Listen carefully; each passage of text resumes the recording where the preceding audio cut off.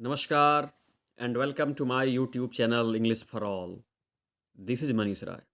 आज प्रस्तुत है ग्रामर प्रैक्टिस सीरीज की छठवीं वीडियो। जी, आज प्रस्तुत है ग्रामर प्रैक्टिस सीरीज की छठवीं वीडियो। इससे पहले 5 वीडियोस हमारे चैनल पे अपलोड हैं। कृपया उन वीडियोस को देखें और अपने ग्रामर की प्रैक्टिस जारी रखें। तो आइए, आज की वीडियो की शुरुआत होती है क्वेश्चन नंबर 1 से। ध्यान से सुनिएगा बच्चों, 18 से 20 मिनट की यह वीडियो होगी। पहला क्वेश्चन है कि योर शूज खाली स्थान पॉलिशिंग, यानी आपके जूते जो हैं ना, उनको पॉलिश की आवश्यकता है। तो बच्चों क्या भरें? मस्ट भरें, नीडिंग भरें, नीड भरें या नीड्स भरें? गौर कीजिएगा, ये जो शूज देख रहे हैं ना बच्चों, ये प्लूरल होता है। जी, शूज जो होता है ये प्लूरल होता है। जब हमारा सब्जेक्ट प्लूरल है तो हमारी क्रिया भी प्लूरल होगी। तो याद रखिएगा, नाउन में जब एस और ईएस लगता है तो वो प्लूरल बनता है, लेकिन जब वर्ब में एस और ईएस लगता है तो वो सिंगुलर बनता है। तो हम वैसे वर्ब ढूंढेंगे जिसमें एस और ईएस नहीं लगा हो। तो यहाँ सही जवाब होगा option C, your shoes need polishing, यानी आपके जूते को पॉलिश की ज़रूरत है, मतलब आपके जूते बहुत गंदे हैं। तो your shoes need polishing, shoes को हमेशा आप प्लूरल नाउन के रूप में ट्रीट करेंगे और इसके साथ सदैव प्लूरल वर्ब का प्रयोग करेंगे। लेकिन क्वेश्चन नंबर 2 देखिए बच्चों। क्वेश्चन नंबर 2 कहता है कि ए पेयर ऑफ ब्लैक शूज खाली स्थान बीन ऑर्डर्ड ऑन फ्लिपकार्ट, यानी एक जोड़े काले जूते फ्लिपकार्ट पे ऑर्डर किए गए हैं। तो बच्चों ऊपर आपने देखा कि शूज क्या है, प्लूरल है, बिल्कुल है। लेकिन जैसे ही शूज के साथ ए पेयर ऑफ लग जाए, क्या लग जाए? ए पेयर ऑफ, मतलब एक जोड़ी काले जूते। तो जैसे ही ए पेयर ऑफ लग जाए तो फिर आप इसको सिंगुलर सब्जेक्ट के रूप में ट्रीट करेंगे। ठीक है बच्चों, तो जब सिंगुलर सब्जेक्ट के रूप में ट्रीट करेंगे तो हमारी क्रिया भी सिंगुलर होगी। तो बीन ऑर्डर्ड है, मतलब यह प्रेजेंट परफेक्ट का पैसिव वॉइस है। तो जब सिंगुलर है बच्चों और पैसिव वॉइस है तो यहाँ पे इज के लिए जगह नहीं है, आर के लिए जगह नहीं है, और ये सिंगुलर हो गया तो हैव के लिए जगह नहीं है। यहाँ पे क्या हो जाएगा? A pair of shoes has been ordered on Flipkart, Flipkart पे एक जोड़ी काले जूते ऑर्डर किए गए हैं। देखिए बच्चों, शूज प्लूरल है, याद रखिएगा, लेकिन जैसे ही ए पेयर ऑफ लग जाए तो वो सिंगुलर हो जाएगा। लेकिन 2 पेयर्स लग जाए, 3 पेयर्स लग जाए तो वो फिर से वो प्लूरल बन जाता है। नंबर 3 देखें, यू आर 5 इंचज टॉलर, खाली स्थान योर वाइफ, आप अपनी पत्नी से 5 इंच लंबे हैं। जी, आप अपनी पत्नी से 5 इंच लंबे हैं। तो यहाँ पे देन भरें, दैन भरें, दैट भरें या बाई भरें? गौर कीजिएगा, ये टॉलर है बच्चों, ये सी डी है, यानी कॉम्परेटिव डिग्री है। और कॉम्परेटिव डिग्री के बाद सदैव दैन का प्रयोग करते हैं। किसका प्रयोग करते हैं? दैन का। अतः 3 का बी होगा। You are 5 inches taller than your wife, आप अपनी पत्नी से 5 इंच लंबे हैं। तो टॉलर सी डी है, अर्थात कॉम्परेटिव डिग्री है, और कंपैरेटिव डिग्री के बाद हमेशा देन का प्रयोग करते हैं, इसलिए 3 का बी होगा। नंबर 4 देखिए बच्चों। नंबर 4 कहता है कि हीज वाइफ इज सीनियर, यानी उनकी पत्नी जो है ना उनसे सीनियर है। तो फिर से गांठ बांध लीजिए, जब भी सीनियर दिखे या जूनियर दिखे, जी, जब भी सीनियर दिखे या जूनियर दिखे तो इनके बाद प्रेपोजिशन के रूप में हमेशा टू आता है। क्या आता है? सीनियर हो या जूनियर हो, प्रेपोजिशन क्या आएगा? टू आएगा। तो his wife is senior to him, उनकी पत्नी उनसे क्या है? सीनियर है, अर्थात बड़िए हैं। अतः 4 का डी सही होगा। 5वां देखिए बच्चों, इंडिया डिफीटेड अफगानिस्तान, भारत ने अफगानिस्तान को पराजित किया, खाली स्थान 6 विकेट्स लास्ट नाइट, यानी कल रात भारत ने अफगानिस्तान को 6 विकेट से हराया। तो जब कोई एक टीम किसी दूसरे टीम को 5 विकेट से हराती है बाई 5 विकेट्स, 6 विकेट रहती है बाई 6 विकेट्स, 10 विकेट से रहती है बाई 10 विकेट्स, 10 रन से हराती है बाई 10 रन, 20 रन से बाई 20 रन। तो इस प्रकार के एक्सप्रेशन में हम क्या करते हैं? बाई करते हैं। तो India defeated Afghanistan by 6 wickets last night, यानी कल रात भारत ने अफगानिस्तान को T20 मैच में 6 विकेट से हराया था। अतः 5 का बी होगा, बाई। छठा देखिए बच्चों, आई सेंट हर खाली स्थान SMS लास्ट नाइट। मैंने कल रात उनको एक SMS भेजा था। मैंने कल रात उनको एक SMS भेजा था। तो इसको हिंदी में लिखिए एस, ऐसे लिखेंगे ना। ये क्या हुआ, ए हुआ। तो ए जो होता है ओ और अह के बीच में आता है, अतः वो वॉवेल साउंड हुआ। अतः SMS की शुरुआत वॉवेल साउंड से हुई। तो बच्चों वॉवेल साउंड से शुरू होने वाले सिंगुलर काउंटेबल नाउन के पहले हम एन का प्रयोग करते हैं। किसका प्रयोग करते हैं, एन का। अतः हमारा सही जवाब होगा 6 का बी, 6 का B. I sent her an SMS last night. कल रात मैंने उनको एक SMS भेजा था। नंबर 7 भी है, the cricket match ended in Khalistan draw. यानी क्रिकेट मैच जो है ना वो ड्रॉ पे, बराबरी पे छूटा। तो एंडेड इन ए ड्रॉ होता है, याद रखिएगा, एंडेड इन ए ड्रॉ। यहाँ पे हमेशा ए का ही प्रयोग होगा। The cricket match ended in A draw, the football match ended in A draw. अतः 7 का ए होगा। नंबर 8 देखिए बच्चों, 8 कहता है कि सी walks all day. All day का मतलब होता है दिन भर।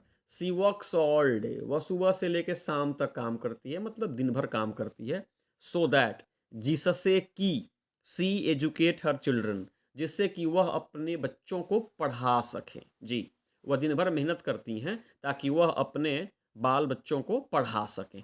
बच्चों गांठ बांधिए, जब भी आपको सो दैट दिखे, जी, जब भी आपको वाक्य में सो दैट दिखे ना, और उस वाक्य में मॉडल का प्रयोग करना हो, तो आंखें मूंद करके मे का प्रयोग करें। देखिए बच्चों, अगर वाक्य में दैट दिखे या सो दैट दिखे या इन ऑर्डर दैट दिखे, क्या दिखे, इन ऑर्डर दैट, और उस वाक्य में मॉडल का प्रयोग करना हो तो मे लाइए। क्या लाइए, मे लाइए। तो she walks all day so that she may educate her children, वह दिन भर काम करती हैं ताकि वह अपने बच्चों को पढ़ा सकें। तो 8 का डी होगा। 9 कहता है बच्चों, चूज द इनकरेक्ट वर्ड। यहाँ हमें गलत शब्द को चुनना है। जी, गलत मतलब ABCD 3 सही है, एक गलत है। देखिए, एस्टोरीज, एस्टोरी का प्लूरल है, सही है। बेबीज, बेबी का प्लूरल है, सही है। फैमिलीज, फैमिली का प्लूरल है, सही है। लेकिन ये चीफ का प्लूरल बच्चों चीफ्स होता है, इसमें VES नहीं लगता। अतः नंबर 8 हमारा क्या है, गलत है। अतः 9 का सही जवाब होगा 8। जी सॉरी, 9 का सही जवाब होगा ऑप्शन नंबर डी। नंबर 10 देखिए, I use to go to a school on foot. मैं पैदल विद्यालय जाया करता था। मैं पैदल विद्यालय जाया करता था। यहाँ पे ए करें, एंड करें, द करें या क्रॉस करें। तो यहाँ पे क्रॉस होगा। क्यों, समझिए। ऑन फुट ये इडियमेटिक यूज है, मुहावरेदार प्रयोग है। और ऑन फुट का मतलब होता है पैदल। जी बच्चों, ऑन फुट का मतलब क्या होता है, पैदल। तो ऑन और फुट के बीच में ए एंड द की आवश्यकता नहीं है, इसलिए हम यहाँ पे क्रॉस भरेंगे। सही जवाब होगा 10 का डी। बच्चों 11 कहता है, आई शैल गो व्हेन ही कम्स।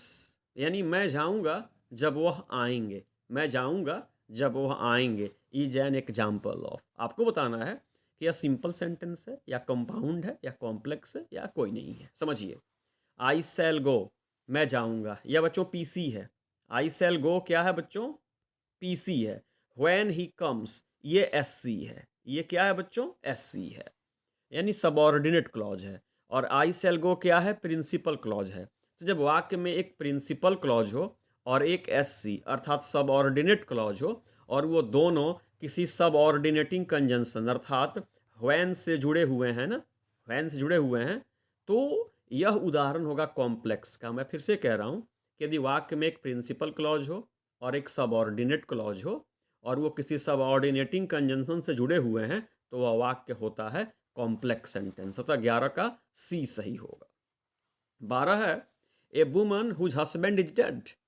यानी एक औरत जिसका पति मर गया हो क्या कही जाती है। ठीक है, एक औरत जिसका पति मर गया हो क्या कही जाती है। तो बच्चों वीडो, विडोवर, अनमैरिड या बैचलर। बच्चों वीडो, वीडो का मतलब होता है विधवा। क्या होता है बच्चों, विधवा, है ना। तो 12 का ए होगा, a woman whose husband is dead is called a widow. तो 12 सही है, 12 का ए हुआ। 13 देखिए, बच्चों 13 कहता है कि the English Khalistan India in 1947, अंग्रेजों ने भारत को 1947 में छोड़ दिया। यह भूत की बात है जी। भारत को अंग्रेजों ने 1947 में छोड़ दिया, तो ये भूतकाल की बात है, सिंपल पास्ट का मामला है। तो सिंपल पास्ट में हमेशा क्रिया के दूसरे रूप का प्रयोग किया जाता है। तो लिविंग V4 है, लिव्स V5 है, लीव V1 है, लेफ्ट क्या है V2 है, अर्थात 13 का C होगा। The English left India in 1947, 1947 में अंग्रेजों ने भारत छोड़ दिया।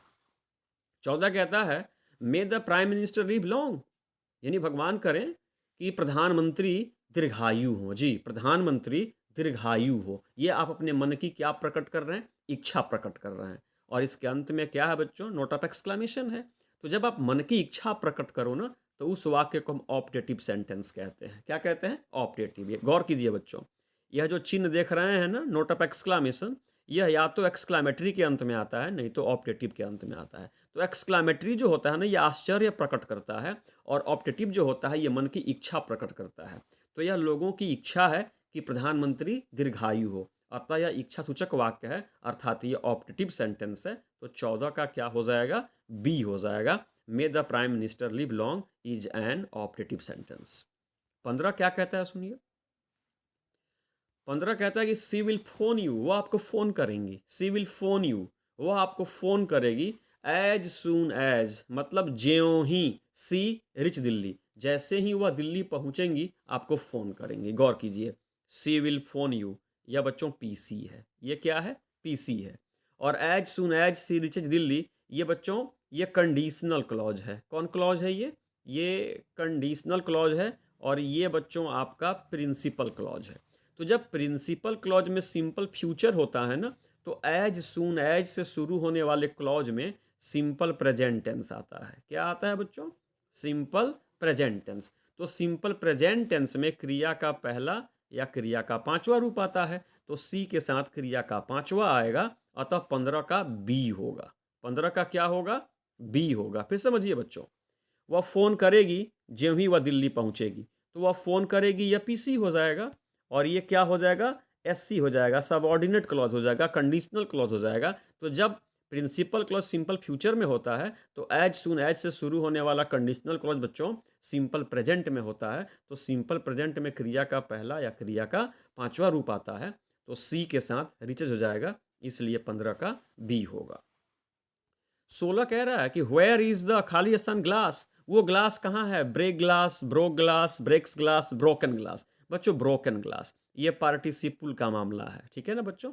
आप पढ़ते हैं ना ग्रामर में, वो इन्फिनिटिव पढ़ते हैं, जेरंट पढ़ते हैं, पार्टिसिपल पढ़ते हैं, तो पढ़िएगा where is the broken glass, यानी टूटा हुआ ग्लास कहाँ है। तो 16 का डी होगा।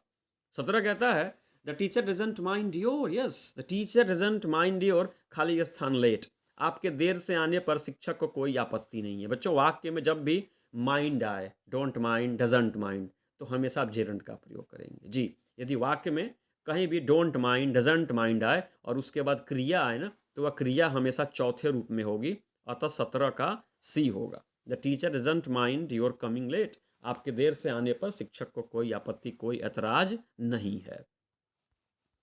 नंबर 18 कहता है कि आर यू इन लव खालिस्तान एनीवन, क्या आपको किसी से प्रेम हुआ है। आर यू इन लव खालिस्तान एनीवन, क्या आपको किसी से प्रेम हुआ है। तो याद रखिएगा बच्चों, इन लव ये ऐसे होता है, इन love with someone, in love with someone, किसी से प्रेम होना। दो प्रेपोजिशन आते हैं, लव के पहले इन आता है और उसके बाद विथ आता है।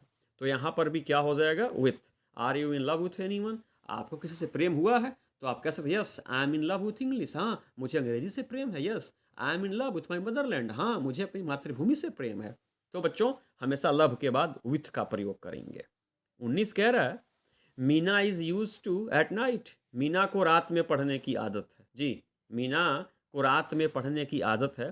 जब भी बच्चों टू देखिए, क्या देखिए, टू देखिए ना, यह प्रेपोजिशन है, और प्रेपोजिशन के बाद हमेशा क्रिया चौथे रूप में आती है, अतः यहाँ पे रीडिंग होगा। क्या होगा, रीडिंग होगा। Meena is use to reading at night, Meena को रात में पढ़ने की क्या है, आदत है, लत है।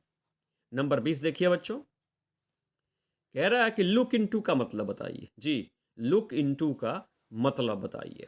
तो सी मतलब देखना, नोटिस मतलब देखना, गेज मतलब देखना, और इन्वेस्टिगेट मतलब होता है जांच पड़ताल करना, ठीक है। तो लुक इनटू का मतलब ही होता है छानबीन करना, खोजबीन करना या जांच पड़ताल करना।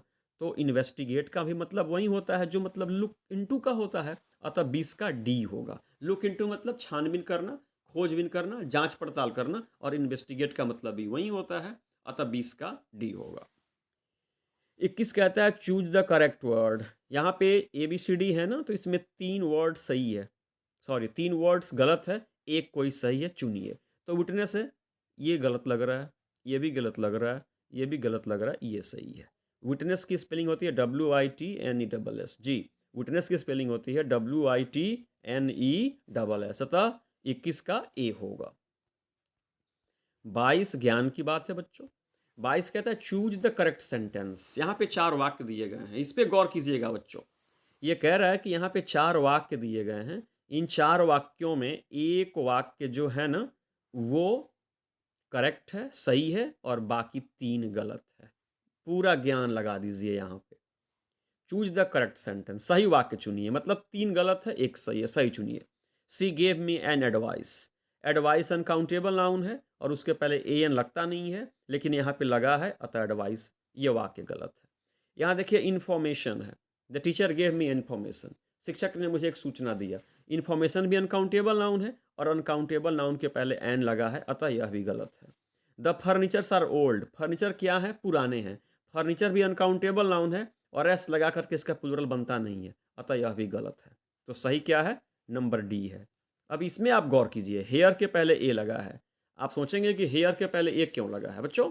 सामान्यतः हेयर अनकाउंटेबल नाउन होता है और उसके पहले ए एन का प्रयोग नहीं होता। जैसे you have black hair on your head, आपके सर पे काले काले क्या हैं, बाल हैं। लेकिन वही बाल टूट करके एक बाल, दो बाल चाय में पड़ जाए, कॉफ़ी में पड़ जाए या भोजन में पड़ जाए, तब वो पर्टिकुलर सेंस होता है और वहाँ पे हेयर जो होता है वो काउंटेबल नाउन बन जाता है। तो वहाँ पे आप ए एन का प्रयोग कर सकते हैं और एस लगा करके उसका प्लूरल भी बना सकते हैं। वही मामला है, एक बाल चाय में पड़ा हुआ है, तो यहाँ पे ये काउंटेबल हो गया, अतः यहाँ पे ए का प्रयोग जायज़ है। अतः 22 का सही जवाब हो जाएगा D, there is a hair in the tea, चाय में एक बाल है। 23 कहता है सोनाली वाज वॉचिंग खालिस्तान टीवी। सोनाली टीवी देख रही थी जी, सोनाली टीवी देख रही थी। टीवी के पहले ए लगाएं, एन लगाएं, द लगाएं या क्रॉस लगाएं बच्चों। वाच और टीवी के बीच में कोई आर्टिकल्स नहीं आता, ठीक है बच्चों। वाच और टीवी के बीच में कोई आर्टिकल नहीं आता, हमेशा लिखेंगे वाच टीवी, अतः यहाँ पे क्रॉस लगेगा। क्या लगेगा, क्रॉस। जैसे ऑन फुट होता है ना, वैसे ही वॉच टीवी भी होता है। वॉच और टीवी के बीच में कोई आर्टिकल्स नहीं लाइए, अतः 23 का सही जवाब होगा डी, क्रॉस। आइए 24 पे चलते हैं, 24 पे चलते हैं। 24 कहता है बच्चों वेयर हैव यू बीन खालिस्तान मॉर्निंग, सुबह से कहाँ हो। वेयर हैव यू बीन खालिस्तान मॉर्निंग, सुबह से कहाँ हो। तो सुबह से यह पॉइंट ऑफ टाइम है और पॉइंट ऑफ टाइम के पहले हम सिंस का प्रयोग करते हैं, अतः 24 में ए सही होगा। और 25 देखिए वॉइस का मामला है। सी नोज मी, वह मुझको जानती है। पैसिव बनाना है तो नोज क्या है, भी 5 है, अर्थात सिंपल प्रेजेंट का वाक्य है। तो बच्चों वाज यहाँ पे चलेगा नहीं, ठीक है बच्चों। सी नोज मी, तो इसमें ऑब्जेक्ट को बनाइए, सब्जेक्ट क्या हो गया, आई, ठीक है। और सिंपल प्रेजेंट का मामला है तो क्या करेंगे, एम। इसके बाद क्रिया का तीसरा रूप क्या लगाएंगे, नोन। और नोन के बाद क्या आता है, टू, तो आई एम नोन टू। और सी का ऑब्जेक्टिव क्या हो जाएगा, हर, तो I am known to her. देखिए कहाँ है, ये बी है, I am known to her, अतः 25 का बी होगा। ए भी गलत होगा, सी भी गलत होगा, डी भी गलत होगा, 25 का बी होगा। She knows me I am known to her. याद रखिएगा नोन के बाद बाई नहीं आता, टू आता है जी। नोन के बाद पैसिव में भी बाई नहीं आता बल्कि टू आता है, अतः 25 का बी होगा। तो ये आज की वीडियो के 25 वाक्य थे। मुझे उम्मीद है आपको पसंद आए होंगे। अगर वीडियो पसंद आई हो तो चैनल को सब्सक्राइब करना ना भूलें, अपने सुझाव भी देना ना भूलें, लाइक करना भी ना भूलें और अपने मित्रों से शेयर करना भी ना भूलें। तो आइए आज की वीडियो को इसी के साथ समाप्त करता हूँ। मेरे साथ बोलिए जय हिंद।